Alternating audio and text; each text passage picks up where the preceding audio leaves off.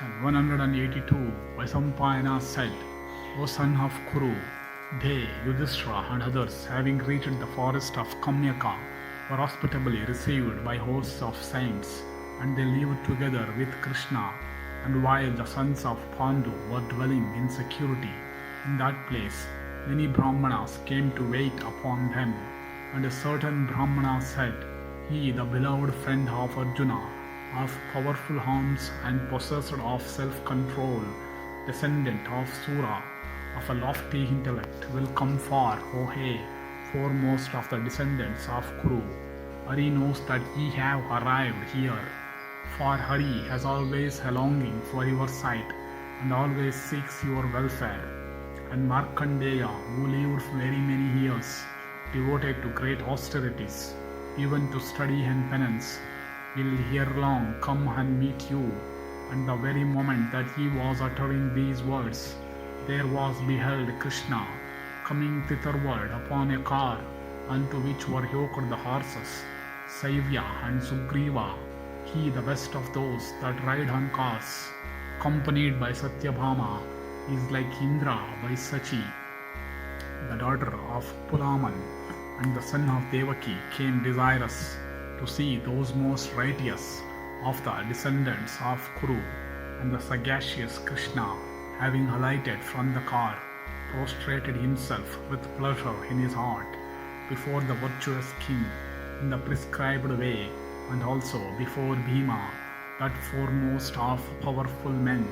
And he paid his respects to Dhaumya, while the twin brothers prostrated themselves to him, and he embraced Arjuna of the curly hair, and spoke words of solace to the daughter of Drupada, and the descendants of the chief of the Dasharatha tribe, that chastiser of foes, when he saw the beloved Arjuna come near him, having seen him after a length of time, clasped him again and again. And so too Satyabhama also, the beloved consort of Krishna, embraced the daughter of Drupada, the beloved wife of the sons of Pandu. Then these sons of Pandu, accompanied by their wife and priests, paid their respects to Krishna, whose eyes resembled the white lotus, and surrounded him on all sides. And Krishna, when united with Arjuna, the son of Pritha, the winner of riches, and the terror of the demons, assumed a beauty comparable to that of Shiva, the magnanimous Lord of all created beings. When he, the mighty Lord, is united with Kartikeya, his son, and Arjuna, who wore a circlet of crowns on his head, gave an account of what had happened to him in the forest to Krishna, the elder brother of Gada. And Arjuna asked, saying, How is Subhadra and her son Abhimanyu? And Krishna, the slayer of Madhu, having paid his respect in the prescribed form to the son of Pritha and to the priest, and sitting himself with them there, spoke to King Yudhishthira in words of praise. And he said, O king, virtue is preferable to the winning of kingdoms. It is in fact practice of austerities. By you, who have obeyed with truth and candor what your duty prescribed, have been won both this world and that to come. First you have studied while performing religious duties, having acquired in a suitable way the whole science of arms, having won wealth by pursuing the methods prescribed for the military caste. You have celebrated all the time-honored sacrificial rites. You take no delight in sensual pleasures. You do not act, O Lord of men, from motives of enjoyment, nor do you swerve from virtue, from greed of riches.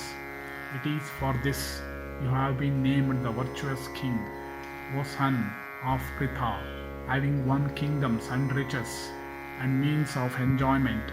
Your best delight has been charity and truth and practice of austerities, O king, and faith and meditation and forbearance and patience. In the population of Kuru Jangala beheld Krishna outraged in the assembly hall. Who but yourself could brook that conduct, O Pandu's son, which was no repugnant both to virtue and usage?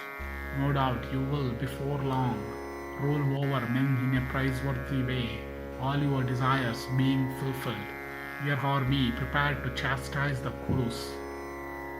As soon as the stipulation made by you is fully performed, and Krishna, the foremost of the Dasarha tribe, then said to Dhaumya and Bhima and Yudhishthira and the twins and Krishna, how fortunate that by your blessing Arjuna, the bearer of the coronet, have arrived, after having acquired the science of arms, and Krishna, the leader of the Dasarha tribe, accompanied by friends, likewise spoke to Krishna, the daughter of Yajnasena, saying how fortunate that you are united safe and secure with Arjuna, the winner of riches.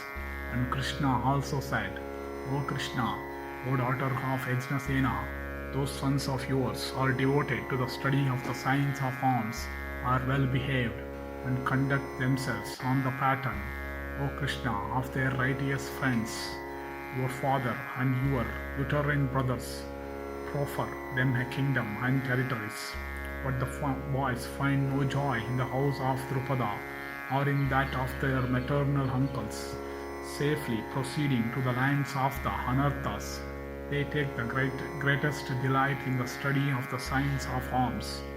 Your sons enter the town of Rishnis and take an immediate liking to the people there, and as you would direct them to conduct themselves, or as the respected Kunti would do, so does Subhadra direct them in watchful way. Perhaps he is still more careful of them. And O Krishna, as Rukmini's son, he is the preceptor of Aniruddha, of Abhimanyu, of Sunita, and of Bhanu. So he is the preceptor and the refuge of your sons also, and a good preceptor would unceasingly give them lessons in the wielding of maces and swords and bucklers, in missiles and in the arts of driving cars and of riding horses, being valiant. And he, the son of Rukmini, having bestowed a very good training upon them, and having taught them the art of using various weapons in a proper way, takes satisfaction at the valorous deeds of your sons and of Abhimanyu, O daughter of Drupada. And when your son goes out in pursuit of outdoor sports, each one of them is followed thither by cars and horses, and vehicles and elephants. And Krishna said to the virtuous king Yudhishthira, the fighting men of the Dasarha tribe, and the Kukuras, and the Handakas, let these, O king, place themselves at thy command. Let them perform what thou desirest them, O lord of men. Let the army of the tribe of Madhus, resistless like the wind, with their bows and led by Balarama, whose weapon is the plough, let that army equipped for war, consisting of horsemen and foot soldiers and horses and cars and elephants, prepare to do your bidding, O son of Pandu. Drive Duryodhana, the son of Dhritarashtra, the vilest of sinful men, together with his followers and his hosts of friends, to the path betaken by the Lord of Saubha, the son of the earth. You, O ruler of men, are welcome to stick to that stipulation which was made in the assembly hall, but let the city of Hastinapura be made ready for you. When the hostile force has been slain by the soldiers of the Dasarha tribe, having roamed at your pleasure in all those places where you may desire to go, having got rid of your grief and freed from all your sins, you will reach the city of Hastina, the well-known city situated in the midst of a fine territory. And the magnanimous king, having been acquainted with the view thus clearly set forth by Krishna, that best of men, and having applauded the same, and having deliberated, thus spoke with joined palms unto Keshava. O Keshava, no doubt thou art the refuge of the sons of Pandu, for the sons of Pandu have their protector in thee. When the time will come, there is no doubt that thou wilt do all the work just mentioned by thee, and even more than the same, as promised by us. We have spent all the 12 years in lonely forest, O Keshava, having in the prescribed way completed the period for living unrecognized. the sons of Pandu will take refuge in thee. This should be the intention of those that associate with thee, O Krishna. The sons of Pandu swerve not from the path of truth, for the sons of Pita, with their charity and their pity, with their people and their wives and with their relations, have their protector in thee. Vaisampayana said, O descendant of Bharata, while Krishna, the descendant of the Rishnis and the virtuous king, were thus talking, there appeared when the saint Markandeya, grown grey in the practice of penances, and he had seen many thousand years of life, was of a fierce soul and devoted to great austerities. Signs of old age he had none, and the deathless he was, and endued with beauty and generous, and many good qualities, and he looked like one only 25 years old. And when the aged saint, who had seen many thousands of years of life, came, all the Brahmanas paid their respects, and so did Krishna together with Pandu's son. And when the wisest saint, thus honored, took his seat in a friendly way, Krishna addressed him in accordance with the views of the Brahmanas and of Pandu's sons.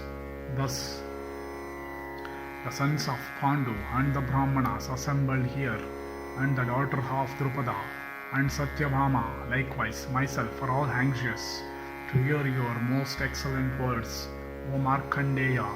Propound to us the holy stories of events of bygone times and the eternal rules of righteous conduct by which are guided kings and women and saints. Vaisampayana continued, when they had all taken their seats, Narada also, the divine saint of purified soul, came on a visit to Pandu's sons. Him also, then of great soul, all those foremost men of superior intellect, honored in the prescribed form by offering water to wash his feet, and the well-known oblation called the Hargya. Then the godlike saint Narada, learning that they were about to hear the speech of Markandeya, expressed his assent to the arrangement, and he, the deathless, knowing what would be opportune, said smilingly, O saint of the Brahmana caste, speak what you are about to say unto the sons of Pandu. Thus addressed Markandeya, devoted to great austerities, replied, Wait a moment, a great deal will be narrated. Thus addressed the sons of Pandu, together with those twice born ones, waited a moment, looking at that great saint, bright as the midday sun. Vaisampayana continued, Pandu's son, the king of the Kuru tribe, having observed that the great saint was willing to speak, questioned him with a view to suggesting topics to speak upon, saying, You who are ancient in years, know the deeds of gods and demons, and illustrious saints, and of all the royal ones. We consider you as worthy of being worshipped and honored, and we have long yearned after your company. And here is this son of Devaki, Krishna, who has come to us on a visit. Verily, when I look at myself fallen away from happiness, and when I contemplate the sons of Dhritarashtra of evil life, flourishing in every way, the idea arises in me that it is man who does all acts, good or bad, and that it is he that enjoys the fruit the acts bring forth. How then he is good the agent? And who best of those that are proficient in the knowledge of God, how is it that men's actions follow them? Is it in this world, or is it in some subsequent existence? And who best of righteous men among the twice born? In what way is an embodied animated being, joined by his good and evil deeds, that seek him out? Is it after death, or is it in this world? And who a descendant of Brigu? Is what we experience in this world the result of the acts of this very life, or will the acts of this life bear fruit in the world to come? And where do the actions of an animated being who is dead find their resting place?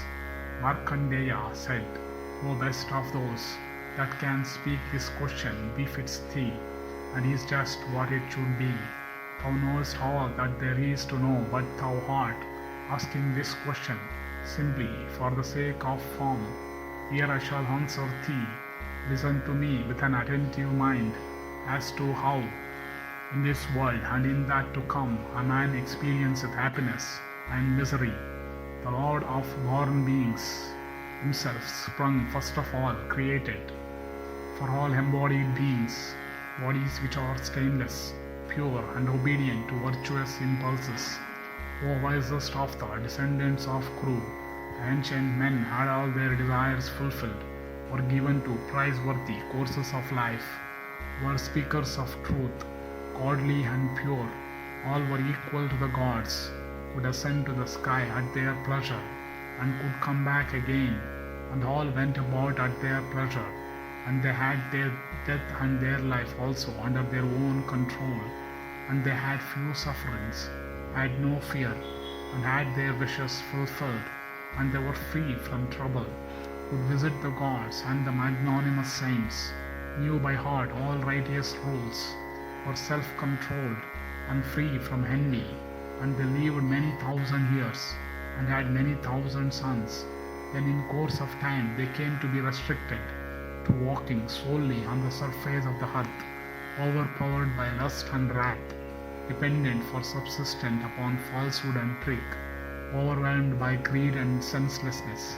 When those wicked men, when disembodied on account of their unrighteous and unblessed deeds, went to hell in a crooked way, again and again they were grilled, and again they began to drag their miserable existence in this wonderful world, and their desires were unfulfilled, the objects unaccomplished, and their knowledge became unavailing, and their senses were paralyzed, and they became apprehensive of everything, and the cause of other people's sufferings, and they were generally marked by wicked deeds, and born in low families.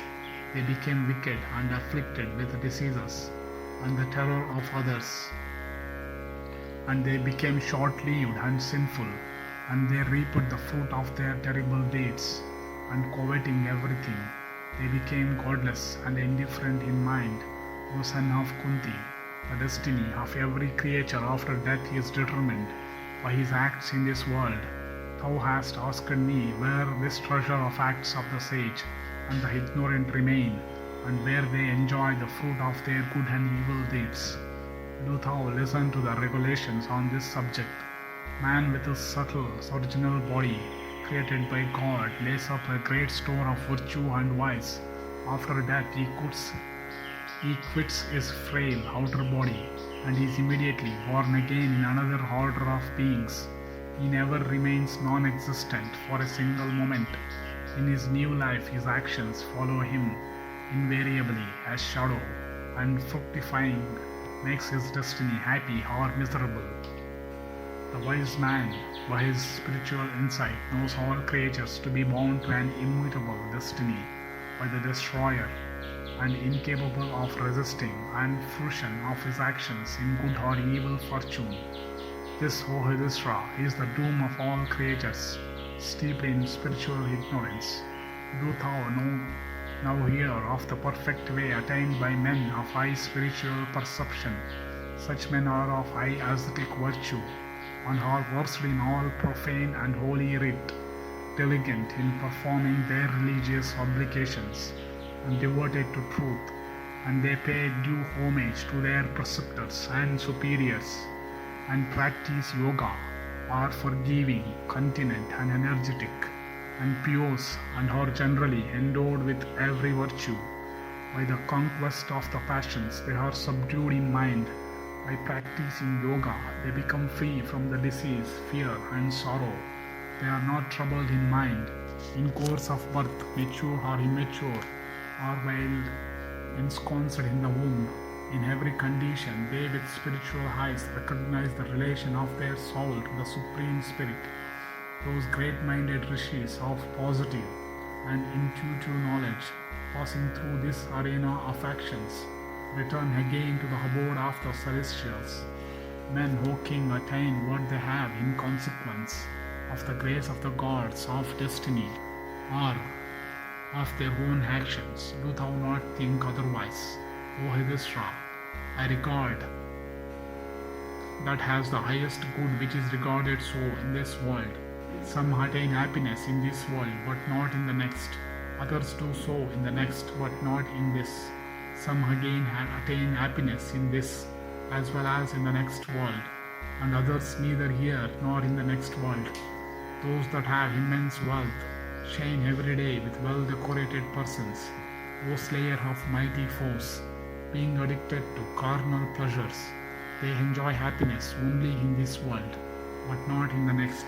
But those who are engaged in asceticism, engaged in spiritual meditation and the study of Vedas, who are diligent in asceticism, and who impair the vigor of their bodies by performing their duties, who have subdued their passions, and who refrain from killing any animated being, those men, O slayer of thy enemies, attain happiness in the next world, but not in this.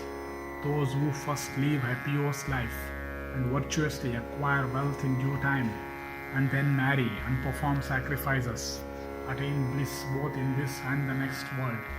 Those foolish men again who do not acquire knowledge, nor are engaged in asceticism or charity, or increasing their species, or in encompassing the pleasures and enjoyments of this world, attain bliss neither in this nor in the next world. But all of you are proficient in knowledge, and possessed of great power and strength, and celestial vigor, for the extermination of the wicked, and for serving the purposes of gods. Ye have come from the other world, and have taken your birth in this. Ye who are so valiant and engaged in asceticism, self-restraining exercises, and religious ordinances, and fond of exertion, after having performed great deeds, and gratified the gods, and rishis, and the pitris, ye will at last in due course attain by your own acts the supreme region, the abode of all virtuous men. O ornament of Kuru's race, may no doubts cross thy mind on account of these thy sufferings, for this affliction is for thy good. Thus ended section 182 in the Markandeya-Samasya Parva of the Vana Parva.